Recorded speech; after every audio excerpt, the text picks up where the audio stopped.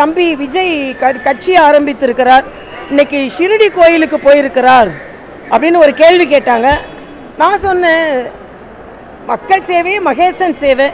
ஆக மகேசனின் மறு உருவமாக இருக்கின்ற ஷிரடி கோயிலுக்கு போய் ஒரு கடவுளை நம்புகிற ஒரு முட்டாள் அப்படின்லாம் சொல்லி கொண்டிருந்த ஒரு மாநிலத்தில் ஒரு கடவுள் நம்பிக்கையோடு சென்று போய் தனது கட்சி பணிக்காக அவர் இறைவனை பிரார்த்திக்கிறார் என்றால் அது வரவேற்கத்தக்கது. ஆன்மீகம் இல்லாத அரசியல் எடுபடாது என்பதை நான் ஏற்கனவே இங்கே சொல்லியிருக்கிறேன்.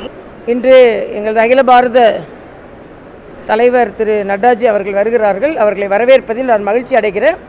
அதே மாதிரி சகோதரர் அண்ணாமலை வெளிநாடு சென்றிருப்பதால் இன்று கட்சியை நிர்வகிப்பதற்கு அண்ணன் ஹெச் ராஜா தலைமையில் ஒரு குழு அமைக்கப்பட்டிருக்கிறது.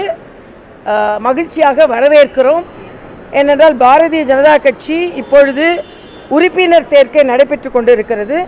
அதில் 1 கோடி உறுப்பினர்களை சேர்க்க வேண்டும் என்ற எண்ணத்தோடு நாங்கள் பணியாற்றி கொண்டிருக்கிறோம். இந்த குழு அண்ணாமலை அவர்களையும் தொடர்பு கொண்டு கட்சியின் மையக்குழுவோடு இணைந்து பணியாற்ற வேண்டும் என்று பணித்திருக்கிறார்கள். எல்லோரும் இணைந்து பணியாற்றி பாரதிய ஜனதா கட்சி இன்னும் பல பொருந்திய கட்சியாக மாற்றுவதற்கு எங்களது பணி இருக்கும். இல்லை, நான் எல்லா பட்டியலையும் நான் எதிர்பார்க்க முடியாது. ஒன்று. இன்னொன்று, நான் இப்போ 4.5 ஆண்டு காலம் நான் ஆளுநராக பணியாற்றி விட்டு வந்திருக்கிறேன். அதனால் முழுமையாக பணியாற்றி கொண்டிருந்தவர்களுக்கு இந்த வாய்ப்பு கொடுக்கப்பட்டிருப்பது எனக்கு மிக்க மகிழ்ச்சி. அதுவும் ஹெச் ராஜா அண்ணன் ரொம்ப அனுபவம் மிக்கவர். அதனால் அவருக்கு கிடைத்த மகிழ்ச்சி. நான் ஒரு காரியகர்த்தாவாக இருந்தால் நாங்கள்லாம் பணியாற்றி கொண்டிருக்கோம். நாங்கள் எல்லா பட்டியலும் நாங்கள் எதிர்பார்க்கறது இல்லை. நாங்கள் கட்சி என்ன சொல்லுதோ அந்த பணியாற்றும்.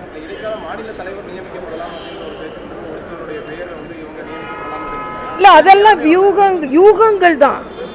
நீங்கள் யூகம் செய்கிற பேர் தான் வரணும்னு இல்லை. கட்சி சரியான முடிவு எப்பொழுதுமே எடுக்கும். அதே மாதிரி இன்னைக்கு முதலமைச்சர் அவர்கள் வெளிநாடு சென்றிருக்கிறார்கள். ஏதோ அதிக முதலீடுகளை ஈர்த்து கொண்டிருக்கிறோம் என்று சொல்லியிருக்கிறார். இன்னைக்கு அவங்க போட்ட பட்டியலில் எல்லாமே ஏற்கனவே தமிழகத்தில் இருக்கின்ற நிறுவனங்கள் தான். தமிழகத்தில் ஒரு நிறுவனம் இருந்ததுன்னா அந்த விரிவாக்கம் அதே இடத்துல தான் பண்ணுவாங்க. ஆக ஒன்லி விரிவாக்கம் தான் நடைபெற்று கொண்டிருக்கிறது. அதனால் புதிய முயற்சிகள் முதலீடுகள் எதுவும் இருக்கிற மாதிரி எனக்கு தெரியல. தமிழக அரசு தொடர்ந்து மத்திய அரசை சமக்கிர சிக்ஷா அபியான் என்பது குழந்தைகளின் கல்வி அறிவாற்றலை இன்னும் மேம்படுத்துவதற்காக modernisation of education, skill development, ஆக அதுக்கு என்று ஒரு தனி மேம்பாடு உடைய கல்வி திட்டம் அது.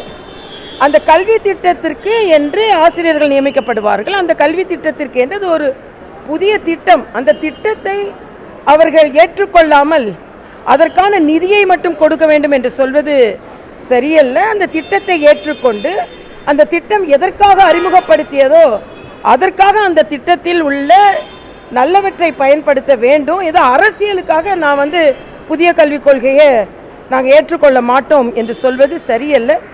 இவர்களின் ஒவ்வொரு நகர்வும் மாணவர்களை பாதிக்கிறது என்பதுதான் எனது கருத்து.